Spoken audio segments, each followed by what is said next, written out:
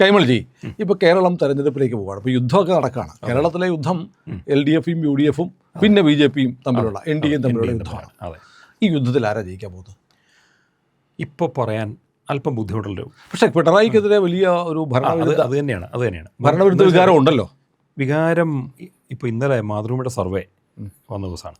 ഞാൻ ശ്രദ്ധിച്ചപ്പോൾ വലിയ ഭരണവിരുദ്ധ വികാരം കാണുന്നില്ല എന്ന് പറയുന്ന പോലെ ഒരു റിസൾട്ടാണ് പലയിടത്തെയും നോക്കിയത്. അല്ല, കേരളത്തെ ഇതുപോലെ വെറുപ്പിച്ച, ജനങ്ങളുടെ മേൽ കുതിര കയറിയ, കൊള്ള നടത്തിയ, അതെ, ശബരിമല കൊള്ള നടത്തിയ, അതെ, അഹങ്കാരം ശരീരഭാഷയാക്കിയ പിണറായി സർക്കാർ വേറെയില്ല. ഈ മുഴുവൻ ആരോപണമുണ്ട് കേരളത്തിലെ ഒട്ടുമിക്ക ജനങ്ങൾക്കും, ഈവൻ CPM-നകത്തെ പ്രവർത്തകർക്ക് പോലും പിണറായിയെക്കുറിച്ച് ഇങ്ങനെയുള്ള വീക്ഷണങ്ങളുണ്ടാവും.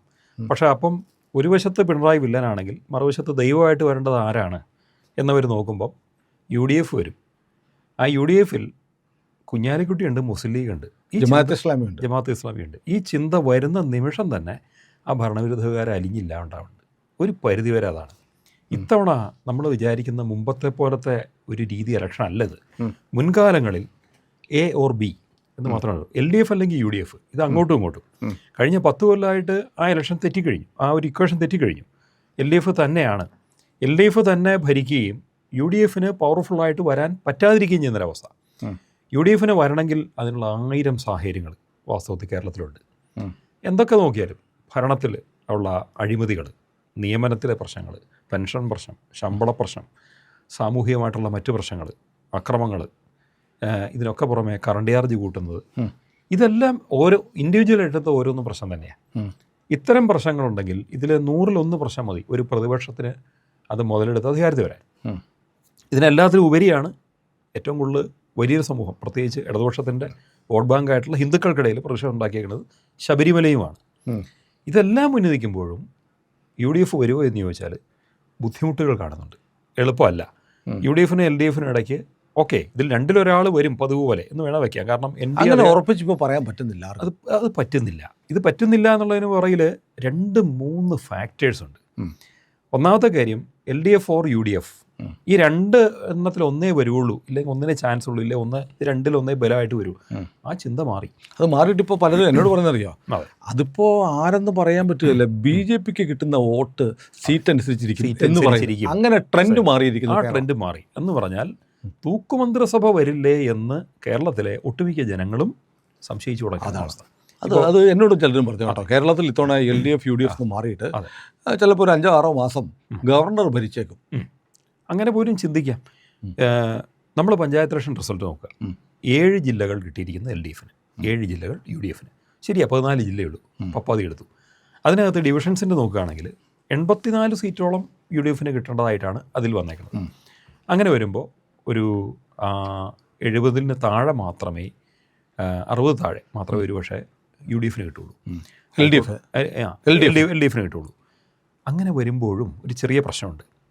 ഈ UDFൻ്റെ ശക്തി കേന്ദ്രങ്ങൾ, ഗ്യാരണ്ടി ശക്തി കേന്ദ്രങ്ങൾ എന്ന് പറഞ്ഞാൽ പ്രധാനമായിട്ട് 2 ജില്ലകളാണ്. ഒന്ന് മലപ്പുറം, മറ്റേത് എറണാകുളം.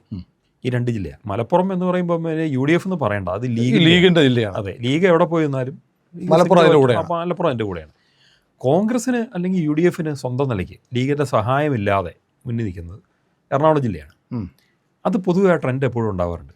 പക്ഷേ ഈ എറണാകുളം ജില്ലയിൽ ഇത്തവണ NDA കാരണമാണ് UDF പ്രശ്നം അനുഭവിക്കുന്നത്. അവർ പ്രതിസന്ധിയിലാവും. കാരണം എന്താണെന്ന് ചോദിച്ചാൽ 2020 എന്നുള്ള രാഷ്ട്രീയ പാർട്ടിയും BJPയും കൈകോർത്ത് NDA സുദൃഢമാക്കി മാറ്റുമ്പോൾ ഈ 2020യുടെ ഏറ്റവും വലിയ പ്ലേ ഗ്രൗണ്ട് എന്ന് പറഞ്ഞാൽ എറണാകുളം ജില്ലയാണ്. അവർക്ക് 2020ക്ക് ഈ പറയുന്ന ഒരു പൊളിറ്റിക്കലായിട്ടുള്ള അരാഷ്ട്രീയവാദികളുടെ വോട്ട് ആണല്ലോ 2020യുടെ മുഖമുദ്ര എന്ന് പറയുന്നത്. അതുകൂടാതെ ഒരു ക്രിസ്ത്യൻ വോട്ടുകളെ സ്വാധീനിക്കാൻ 2020ക്ക് കഴിയുമോ? രണ്ടും സാധിക്കും. അതായത് ആൾക്കാർ പുതുമ ആഗ്രഹിക്കുന്നവർക്ക് 2020 ഓപ്ഷനാണ്. കാരണം എറണാകുളത്ത് ഒരു ക്രിസ്ത്യൻ മെജോറിറ്റി UDFന് അനുകൂലമായി വോട്ട് ചെയ്യുന്ന ട്രെൻഡ് ഉള്ളതുകൊണ്ടാണ് ഞാൻ ആ ട്രെൻഡുള്ള അവിടെ ആ ചോദ്യം ചോദിച്ചത്. അങ്ങനെ ഒരു സ്ഥലത്ത് തന്നെയാണ് 2020 കഴിഞ്ഞ 20 വർഷം കൊണ്ട് കളം പിടിച്ച് കയറി വന്നത്. പ്രവർത്തിച്ച് തെളിയിച്ചു എന്നുള്ളതുകൊണ്ടാണ് അവർ രക്ഷപ്പെട്ടെ. അവിടെ ജാതിക്കും മതത്തിനും അപ്പുറത്ത് പൊതുവിൽ ആൾക്കാർ നോക്കുകയാണെങ്കിൽ ഒരു ക്രിസ്ത്യൻ പാർട്ടി അല്ലേ എന്നുള്ളൊരു ചോദ്യം പലപ്പോഴും ഉണ്ടാവാറുണ്ട് സാബൂരെ കാണുമ്പോൾ. പക്ഷേ ഈ കുന്നത്തുനാട് മണ്ഡലം എന്നുള്ള എനിക്കറിയാവുന്നൊരു മണ്ഡലമാണ്. അവിടെ പല രാഷ്ട്രീയ പാർട്ടികളുടെയും പ്രവർത്തനം വളരെ വീക്കായി കഴിഞ്ഞു.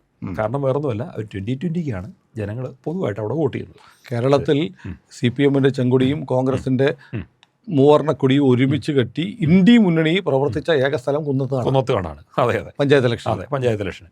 അതിന് കാരണം എന്താണെന്ന് ചോദിച്ചാൽ അവർക്കൊരു പുതിയ ഭീഷണി അവിടെ ഉണ്ടായി. എന്നാലത് ചുമ്മാ ഉണ്ടായതല്ല. ഞാൻ നോക്കിയിട്ട് 2 ഘടകങ്ങളുണ്ട് ഈ 2020-യുടെ വളർച്ചയ്ക്ക് പിന്നിൽ. ഒന്ന്, ഒരു സംഘടനാ ഘടകം. നമ്മൾ എത്രയൊക്കെ അവർ അരാഷ്ട്രീയം എന്ന് പറഞ്ഞാലും CPM പോലെ മികച്ച ഒരു കേഡർ സംവിധാനം ഉള്ളിലുള്ളൊരു പാർട്ടിയാണ്. കാരണം ഒരു വാർഡിൽ അവർക്ക് വ്യക്തമായിട്ട് അവർ പ്രവർത്തിക്കുന്ന സ്ഥലങ്ങളിൽ ഒരു വാർഡിൽ 100 പേരെങ്കിലും ഉണ്ടാകും. എനിക്കറിയാം, ഞാനവിടെ കുറച്ച് കാലം ഇടപെട്ടിട്ടുണ്ട്. അതെ, അത് സ്കെയിലപ്പ് ചെയ്തിട്ടാണ് അവർ റിസൾട്ട് വരുന്നത്. രണ്ടാമത്തെ കാര്യം, അവർ ജയിച്ച പഞ്ചായത്തുകളിൽ അവർ കഴിഞ്ഞ 20 വർഷത്തിനകത്ത് ആദ്യത്തേത് കിഴക്കമ്പലമാണ്.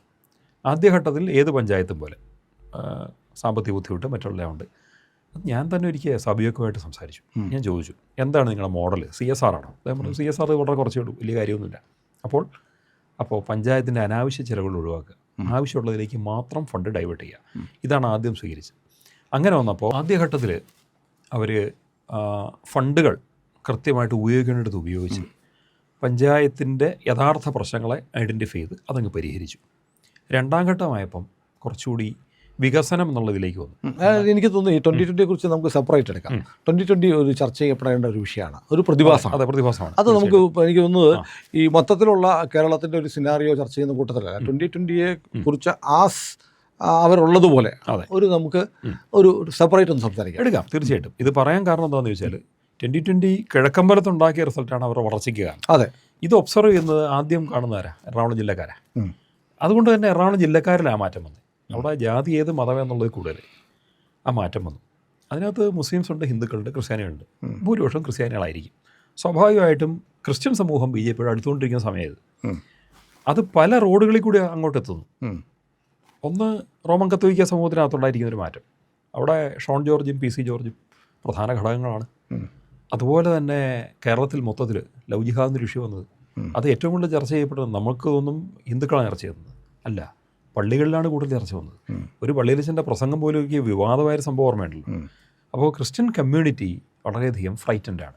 അവരെ സംബന്ധിച്ച് അവർക്ക് ഒരു പുതിയ പൊളിറ്റിക്കൽ മോഡലൂടെ വേണം. അതിന് വിശ്വാസമുള്ള നേതൃത്വം BJPയിലതുണ്ട്. അപ്പോൾ അവർ BJPയിലേക്ക് ആ രീതി തിരിയാൻ തയ്യാറാണ്. നേരിട്ട് BJPയായിട്ട് കണക്ട് ചെയ്യുന്നു. അല്ല, BJPയുടെ സാധ്യത എന്താണ്? BJP എത്ര സീറ്റ് ജയിക്കാം? എനിക്ക് ഒരു BJPയുടെ കുറച്ച് ആക്റ്റീവ് സപ്പോർട്ടർ എന്നുള്ളതിലേക്ക് ചോദിച്ചാൽ ഞാൻ പറയേണ്ടത് BJP തന്നെ ഭരിക്കുന്നതാണ് പറയേണ്ടതെങ്കിലും അങ്ങനെ പറയത്തില്ല എന്ന് അറിയാവുന്നതുകൊണ്ടാണ് ഞാൻ ചോദിച്ചത്. അതെ, മിനിമം 5 സീറ്റ് തൊട്ട് മാക്സിമം 18 സീറ്റ് വരെ എന്നൊരു കണക്കാണ് എനിക്ക്. ഇത് 25 സീറ്റ് വരെ ചില പറയുന്നുണ്ട്, അത് കൂട്ടിയും പറയുന്ന ആൾക്കാരുണ്ട്. എങ്കിലും ഒരു റിയലിസ്റ്റിക് കണക്കിൽ ഞാൻ മണ്ഡലം സെപ്പറേറ്റ് പരിശോധിച്ച് നോക്കുമ്പോൾ എനിക്ക് തോന്നുന്നത് 5 തൊട്ട് 18 വരെ കേരളത്തിൽ വ്യാപകമായിട്ട്. ഒരു ജില്ല മാത്രം കോൺസെൻട്രേറ്റ് ചെയ്ത് നോക്കുകയാണെങ്കിൽ തിരുവനന്തപുരത്താണ് ഏറ്റവും കൂടുതൽ വരുന്നത്. സമാനമായിട്ട് തൃശ്ശൂർ ഭാഗത്ത് ഒരു റിസൾട്ട് ഉണ്ടാവാം. പക്ഷേ എറണാകുളം ജില്ലയിൽ NDA എന്നുള്ളതിലേക്ക് 2020 വരുന്നതുകൊണ്ട് ചില റിസൾട്ട് ഉണ്ടാവാം. അങ്ങനെ വ്യാപകമായിട്ട് കേരളത്തിൽ സ്കാറ്റേഡായിട്ട് 18ഓളം സീറ്റുകളിൽ വളരെ വിജയസാധ്യത. വളരെയധികം ശ്രമിച്ചാൽ, അതായത് ഹാർഡ് വർക്കിൻ്റെ അങ്ങേയറ്റം ശ്രമിച്ചാൽ 18, ഒന്നും ചെയ്തില്ലെങ്കിൽ 5. ഇതാണ് ഞാൻ നോക്കിയിട്ട് ഇരിക്കുകയാണ്. കാരണം ജനങ്ങൾ വോട്ട് ചെയ്ത് ജയിപ്പിക്കാൻ റെഡിയായിട്ടിരിക്കുന്ന കുറേ മണ്ഡലങ്ങളുണ്ട്. അവിടെ കുറച്ച് ഈസി ആയിട്ടിരിക്കും. ചിലയിടത്ത് നല്ല പണിയെടുക്കേണ്ടി വരും, ചിലയിടത്ത് സ്ട്രാറ്റജി പ്രയോഗിക്കേണ്ടി വരും. ഓരോന്നിനും ഓരോ രീതിയാണ്. ചിലയിടത്ത് നല്ല കാൻഡിഡേറ്റിനെ ഇറക്കേണ്ടി വരും. അങ്ങനെ പല രീതിക്കുള്ള ഘടകങ്ങൾ അവിടെയുണ്ട്. പക്ഷേ ഇതെല്ലാം കറക്റ്റ് ആവുകയാണെങ്കിൽ ഈ പറഞ്ഞ റിസൾട്ട് വരാൻ ഒരു ബുദ്ധിമുട്ടുമില്ല. അങ്ങനെ വന്നാൽ അവിടെയാണ് പ്രധാന ചോദ്യം. 140-ൽ നിന്ന് 18 മാറ്റുക. ഈ 18 മാറ്റി കഴിഞ്ഞാലോ 132 അല്ല 122 കിട്ടും. ശരി, ഈ 122 വേണം പിന്നെ ഭരണത്തിന് വേണ്ടി മറ്റേ 2 കൂട്ടരും കൂടി. വേറെ അതിൽ തന്നെ ഒരാൾക്ക് 71 സീറ്റ് കിട്ടിയാൽ മാത്രമേ കേവല ഭൂരിപക്ഷമാവുള്ളൂ. അപ്പോൾ മറ്റേ ആൾക്ക് വളരെ കുറഞ്ഞു പോകും. ഇവിടെ സംഭവിക്കാൻ പോകുന്നത് UDF-ൻ്റെയും LDF-ൻ്റെയും വോട്ടുകൾ സീറ്റുകളിൽ നിന്ന് കുറേ സീറ്റായിരിക്കും BJP പിടിക്കണേ. അത് 5 സീറ്റായാലും 15 സീറ്റായാലും ഇവരുടെ 2 കൂട്ടരുടെയും ഹിന്ദു വോട്ടുകൾ എങ്ങനെയായിരിക്കും? സാധാരണ പറയുന്നത് ഹിന്ദു വോട്ടുകൾ BJPക്ക് ജയസാധ്യത വിന്നബിലിറ്റി ഇല്ല എന്ന് കരുതിയിട്ട് കൊണ്ടുപോയി UDF-നെയും LDF തോക്കട്ടെ എന്ന് പറഞ്ഞിട്ട്. അത് ഇത്തവണ സംഭവിക്കുമോ? ഇത്തവണ തിരുവനന്തപുരത്തെ കോർപ്പറേഷൻ റിസൾട്ട്, അത് തിരുവനന്തപുരത്ത് ഇലക്ഷൻ നടക്കുന്ന സമയത്ത് പലരോടും അന്വേഷിക്കുമ്പോൾ എനിക്ക് കിട്ടുന്ന ഒരു അഭിപ്രായം, തിരുവനന്തപുരത്ത് BJPക്ക് വിജയസാധ്യതയില്ല. അങ്ങനെയായിരുന്നു നമ്മൾ സംസാരിച്ചിട്ടുണ്ട്. അവിടെ പല വിധത്തിലുള്ള, നമ്മൾ സംസാരിച്ചത് വീഡിയോയിലല്ല, ക്യാമറയ്ക്ക് പുറകിൽ നമ്മൾ സംസാരിച്ചപ്പോൾ ഒരു ചെറിയ പ്രശ്നം കാണുന്നുണ്ടല്ലോ എന്നൊരു ഫീല് നമുക്കുണ്ടായിരുന്നു. കാരണം മാധ്യമപ്രവർത്തകർ തരുന്ന ഇൻഫർമേഷൻ, അതെ അതെ, പോലീസുള്ളവർ തരുന്ന ഇൻഫർമേഷൻ, അവിടെ ഒബ്സർവേഴ്സ് തരുന്ന ഇൻഫർമേഷൻ, പൊളിറ്റിക്കൽ ഒബ്സർവേഴ്സ് ആയിട്ടുള്ള ഈവൻ സാധാരണ ഈ ചില BJP ഹാൻഡിൽസ് തന്നെ നമ്മളോട് പറഞ്ഞിട്ടുണ്ട്. അതെ, ഈ പറയുന്ന അത്ര എളുപ്പമല്ല. പക്ഷേ 2 ഘടകങ്ങളാണ് ആ വിജയത്തിന് കാരണം. ഒന്ന്, ഏറ്റവും കുറഞ്ഞ 60ഓളം വാർഡുകളിൽ രാജീവ് ചന്ദ്രശേഖർ നേരിട്ട് ഗ്രൗണ്ടിൽ ഇറങ്ങി പ്രവർത്തിച്ചു. അദ്ദേഹം ലോക്സഭാ ഇലക്ഷന് വന്നയാൾ തിരിച്ചു പോയില്ല, ഇവിടെ തന്നെ ഉണ്ട്. സുരേഷ് ഗോപി 5 കൊല്ലം പ്രവർത്തിച്ച് തൃശ്ശൂർ ജയിച്ചല്ലോ എന്ന് പറഞ്ഞ പോലെ that candidate is back, he is here, he didn't leave us. ആ ഒരു ഫീൽ അവിടെ ഉണ്ടാക്കി. ഗ്രൗണ്ടിൽ പ്രവർത്തിച്ചു, ആ വിശ്വാസമുണ്ട്. ഓൾറെഡി പുള്ളി കണക്റ്റഡാണ് ജനങ്ങളുമായിട്ട് ലോക്സഭാ ഇലക്ഷന് വന്നുകൊണ്ട് തന്നെ. രണ്ടാമത്തെ കാര്യം, വളരെ കൃത്യമായിട്ട് ഇതാണ് ഒബ്സർവ് ചെയ്യേണ്ട കേരളത്തിലെ യഥാർത്ഥ ഹിന്ദു വോട്ടിങ്ങിൻ്റെ പൊളിറ്റിക്കൽ മാറ്റം. BJPക്ക് വിജയസാധ്യത ഉള്ളിടത്ത് ബി ജെ പിക്ക് വോട്ട് ചെയ്തു, അല്ലാത്തടത്ത് കുറേ പേര് കോൺഗ്രസിന് വോട്ട് ചെയ്തിട്ടുണ്ട്. അതിന് കാരണം ശബരിമല വിഷയമാണ്. കാരണം ശബരിമല വിഷയം കത്ത് നീക്കുന്ന സമയത്താണ് പഞ്ചായത്ത് ഇലക്ഷൻ നടക്കുന്നത്. ശബരിമല കൊള്ള സ്വർണ്ണക്കൊള്ള വിഷയം കത്ത് നീക്കുകയും അവിടെ പത്മകുമാർ ഉൾപ്പെടെയുള്ള ഒരു ജയിലിലാവുകയും ചെയ്തതിന് തൊട്ട് പുറകിലാണ്. ഇത് ജനങ്ങളെ വല്ലാണ്ട് സ്വാധീനിക്കും, പ്രത്യേകിച്ച് ഹിന്ദുക്കളെ. അപ്പോൾ ഹിന്ദുക്കളുടെ ഒരു പ്രതിഷേധ വോട്ട് കുറേ പേര് UDF ഇലക്ഷനിൽ, അങ്ങനെയല്ല UDFനല്ല, ആർക്ക് വോട്ട് ചെയ്താലാണോ CPIനെ തോൽപ്പിക്കാൻ പറ്റുക അവർക്ക് വോട്ട് ചെയ്തു. അപ്പോൾ UDFന് ചിലയിടത്ത് വോട്ട് ചെയ്തു. BJP ജയിക്കില്ല എന്ന് തോന്നിയെടുത്ത് കുറേ ഇടത്ത് UDFന് വോട്ട് ചെയ്തു, അല്ലാത്തടത്ത് BJPക്ക് ചെയ്തു. ഇതാണ് സംഭവിച്ചേക്കുന്നത്. ചുരുക്കി പറഞ്ഞാൽ CPIനെ സംബന്ധിച്ച് അവർക്ക് ജയിക്കാനുള്ള കുറേ ഘടകങ്ങളുണ്ട്. അവർക്ക് ജനങ്ങളുമായിട്ട് ബന്ധമുണ്ട്, സോഷ്യൽ എഞ്ചിനീയറിംഗ് ഉണ്ട്, മറ്റ് സ്ട്രാറ്റജി ഉണ്ട്. ഇതെല്ലാം സംഘടനയുണ്ട്, സംഘടന അങ്ങേയറ്റം അങ്ങനെയുണ്ട്. ഇതിനെല്ലാം മറികടന്ന് UDFന് ഒരു മുൻതൂക്കം ഉണ്ടായി. BJPക്ക് തിരുവനന്തപുരം കോർപ്പറേഷൻ കിട്ടി. കൊല്ലം കോഴിക്കോട് മേഖലയിൽ നമ്മൾ ഇന്ന് വരെ കാണാത്തൊരു മുന്നേറ്റം BJPക്ക് ഉണ്ടായിട്ടുണ്ട്. അതായത് ഹിന്ദു പോക്കറ്റ്സിൽ BJP ഒന്ന് നേരെ മുന്നിലേക്ക് വരുന്നൊരവസ്ഥ. അത് തന്നെ പറ്റുമെങ്കിൽ വളരെ വിജയസാധ്യത. ഇപ്പോൾ എലത്തൂർ മണ്ഡലം നോക്കുക, നമ്മുടെ ഈ മന്ത്രിസഭയിൽ മന്ത്രി ഉള്ളതാണല്ലോ, അദ്ദേഹത്തിന് കഴിഞ്ഞ ഇലക്ഷൻ കിട്ടിയത് ഏതാണ്ട് 43,000 വോട്ടിന് ഭൂരിപക്ഷമാണ് നിയമസഭാ ഇലക്ഷനിൽ. അത് പഞ്ചായത്ത് ഇലക്ഷൻ ആയപ്പോഴത്തേക്കും അവിടെ LDFന് കിട്ടിയ ഭൂരിപക്ഷം എന്ന് പറഞ്ഞത് 5,000 കുറഞ്ഞു. അന്ന് BJPക്ക് കഴിഞ്ഞ നിയമസഭാ ഇലക്ഷനിൽ 32,000 വോട്ടാണ് കിട്ടിയെങ്കിൽ ഇത്തവണ 52,000 വോട്ടായി. അപ്പോൾ എലത്തൂർ മണ്ഡലത്തിൽ BJPക്ക് ഉണ്ടായൊരു മുന്നേറ്റം കോഴിക്കോടിൻ്റെ പ്രാന്തപ്രദേശങ്ങളാണ്. ഇത് കൂടാതെ കോഴിക്കോട് ടൗണിൽ നല്ല മുന്നേറ്റം ഉണ്ടായി. എറണാകുളം ടൗണിൽ കൗൺസിലേഴ്സിൻ്റെ എണ്ണം വർദ്ധിച്ചു. അപ്പോൾ ചുരുക്കത്തിൽ അവിടെ ഒരു കോർപ്പറേഷൻ മുഴുവൻ പിടിച്ചില്ല എന്ന് മാത്രമേ ഉള്ളൂ. പക്ഷേ ഹിന്ദു പോക്കറ്റ്സ് ആയിട്ട് തോന്നുന്ന സ്ഥലങ്ങളിലൊക്കെ പ്രതിഷേധ വോട്ട് BJPക്ക് അനുകൂലമായി. അത് BJPക്ക് ഒരുപക്ഷെ അവരുടെ പ്രവർത്തനവും കാൻഡിഡേറ്റും തുടങ്ങിയിട്ടുള്ള പല ഘടകം ഉണ്ടാകും. തിരുവനന്തപുരത്ത് കണ്ണും പൂട്ടി ഹിന്ദുക്കളെ വോട്ട് ചെയ്തത് BJPക്ക്. ഇത് സംശയലേശമെന്നേ പറയാൻ പറ്റും. കണ്ണും പൂട്ടി വോട്ട് ചെയ്തിട്ടുണ്ട് BJPക്ക്. ആ റിസൾട്ട് തന്നെയാണ് ഞാൻ തിരുവനന്തപുരത്ത് ഇത്തവണയും പ്രതീക്ഷിക്കുന്നത്. കാരണം തിരുവനന്തപുരം BJPയുടെ മേയർ വന്നു, BJPക്ക് വലുതും ചെയ്യാൻ പറ്റും. നേരിട്ട് വളരെ ചുരുങ്ങിയ കാലം കൊണ്ട് BJP മേയർ അങ്ങ് എസ്റ്റാബ്ലിഷ് ചെയ്തു. അതൊക്കെ ചെറിയ കാര്യമല്ല. ജനങ്ങളുമായിട്ടുള്ള ബന്ധം വ്യക്തമായിട്ട് അവർക്ക് പറയാനുള്ളതെന്തോ അത് കമ്മ്യൂണിക്കേറ്റ് ചെയ്യപ്പെടുന്നുണ്ട്. പിന്നെ ഒരു പ്രതിപക്ഷം പോലെ BJP പ്രവർത്തിക്കുന്ന അവിടെയാണ്. സെക്രട്ടേറിയറ്റിൽ നിന്ന് CPM ഭരിക്കുന്നു, കോർപ്പറേഷനിൽ നിന്ന് BJP പ്രതിപക്ഷമായിട്ടും കൂടെ പ്രവർത്തിക്കുന്നു. ഭരണം മാത്രമല്ല, ഒരു പ്രതിപക്ഷ പ്രവർത്തനം കൂടിയുണ്ട്. ഇവിടെ രണ്ടിടത്തും UDFന് അടുത്തെത്താൻ പറ്റണില്ല. അപ്പം നേമം മണ്ഡലം നോക്കുക, അവിടെ 2016 UDFന് കിട്ടിയത് വെറും 14,000 താഴെ വോട്ടാണ്. പിന്നീട് അവർ സ്റ്റാർ കാൻഡിഡേറ്റിനെ UDF ഇറക്കി 35,000 വോട്ട് പിടിച്ചപ്പോഴാണ് BJPക്ക് ആ മണ്ഡലം നഷ്ടപ്പെട്ടു പോയത്.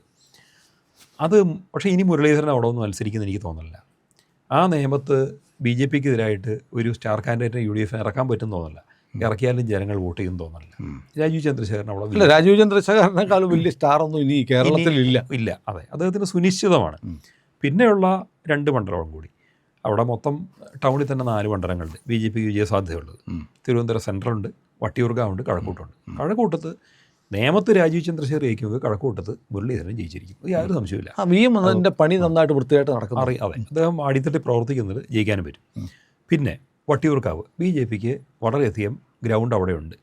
അവിടെ ശ്രീലേഖയാണ് സ്ഥാനാർത്ഥി തോന്നുന്നു. ശ്രീലേഖ എന്നാലും ശരി, കൃഷ്ണകുമാർ എന്നാലും ശരി, ഈ 2 പേരുടെയും പേരാണ് ഉണ്ടായിരുന്നത്. ശ്രീലേഖയുടെ പേര് കൺഫേമായി. ജയിക്കാൻ ഒരു സാധ്യത കുറവില്ല, ജയിക്കും. BJPക്ക് ഇതിനെതിരെ ടഫ് എന്ന് പറയുന്നത് തിരുവനന്തപുരം സെൻട്രലാണ്. കരമന ജയനാണെന്ന് തോന്നുന്നു വരുന്നത്. ആണെങ്കിൽ ജയിക്കാൻ ഏറ്റവും കൂടുതൽ ജയിക്കാതിരിക്കാൻ ഒരു സാധ്യതയില്ല. അതാണ് കരമനയാണെങ്കിൽ. ഇത്രയധികം ജനങ്ങളുമായിട്ട് ബന്ധമുള്ള, ഡയറക്റ്റ് ബന്ധമുള്ള ഒരു വ്യക്തി ജനങ്ങൾക്കറിയാം. അവിടെ ചില സമവാക്യങ്ങൾ മാത്രമേ പ്രശ്നം ഉണ്ടാവുള്ളൂ. ജാതി മത സമവാക്യങ്ങളുടെ ചില ഇക്വേഷൻസ്, അതൊന്നും അങ്ങോട്ടും ഇങ്ങോട്ടും മാറി പിടിക്കുന്ന ഒരു സംഭവം. സ്ട്രാറ്റജി ഉണ്ടെങ്കിൽ ജയിക്കാം, അത്രേ ഉള്ളൂ. അതെ. അപ്പോൾ നമുക്ക് ഈ പറഞ്ഞ് അവസാനിപ്പിക്കാൻ തോന്നുന്നത്, കേരളത്തിൽ ഒരു ത്രിശങ്കു സഭയാണ് വരാൻ പോകുന്നത്. ത്രിശങ്കു സഭയ്ക്കാണ് സാധ്യത കൂടുതൽ. അതിൽ തന്നെ LDFൻ്റെ മുൻതൂക്കം ഉണ്ടായേക്കാം. പക്ഷേ ആര് ഭരിക്കും, ആര് മുഖ്യമന്ത്രിയാവുന്നത് നമുക്കിപ്പോൾ പറയാൻ പറ്റില്ല. അല്ല, കേരളം ആര് ഭരിക്കണമെന്ന് BJP തീരുമാനിക്കും. പ്രിസൈസ്ലി അത് തന്നെ സംഭവിക്കും. പ്രിയപ്പെട്ട പ്രേക്ഷകരെ, പതിവ് പോലെ ഒരിക്കൽ കൂടി ഞാൻ ആവർത്തിക്കുകയാണ്, ഇന്ത്യ ലൈവ് ചാനൽ സബ്സ്ക്രൈബ് ചെയ്യണം. ഒന്നും ചെയ്യണ്ട, നമ്മുടെ ആ ഇന്ത്യ ലൈവിൻ്റെ ലോഗോ ഉണ്ടല്ലോ, IND എന്ന് കാണുന്ന ലോഗോയിൽ ഒന്ന് വിരലമർത്തിയാൽ ചാനലിൻ്റെ പ്രൊഫൈൽ ഓപ്പണായി വരും. അവിടെ സബ്സ്ക്രൈബ് ബട്ടണിലൊന്ന് അമർത്തുക, ഇപ്പുറത്ത് കാണുന്ന ബെൽ ഐക്കണും ഒന്ന് അമർത്തുക. അങ്ങനെ ഞങ്ങളെ സഹായിക്കുക.